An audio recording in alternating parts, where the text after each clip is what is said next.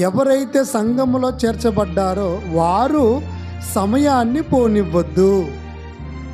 సమయం మీద దృష్టి పెట్టాలి, సద్వినియోగం చేసుకోవాలి. అజ్ఞానుల వలె కాక జ్ఞానుల వలె మనం నడుచుకోవాలి. ఇది మొట్టమొదటిగా మనం నేర్చుకోవలసినటువంటి విధానం.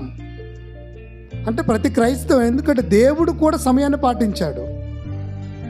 దేవుని పక్షాన దేవుని మాటలు అందించటానికి యేసుక్రీస్తుల వారు వచ్చాడు. ఆయన సమయాన్ని పాటించాడు. యేసుని వెంబడించిన అపోస్తలులు సమయాన్ని పాటించారు. ఈరోజు క్రైస్తవులంగా పాటిస్తున్నామా అన్నది ఈరోజు అది మనముగా ఆలోచించుకోవాలి. ఎందుకంటే దేవుడు పాటించాడు. 6 దినములలో చేశాడు కష్టపడి, 7వ దినాన్ని విశ్రమించాడు. అంటే మరి 8వ దినంకు మారిపోతే ఏమైంది? 10 దినాలైతే ఏమైంది అని అనుకోవచ్చు. అంటే దేవుడు ఒక టార్గెట్ పెట్టుకుంటాడు, ఒక నియమం పెట్టుకుంటాడు, ఒక టైం పెట్టుకున్నట్టుగా మనకు అర్థమవుతుంది. ఆ టైంలోపు ఆయన చేయాలనుకున్నాడు, చేశాడు.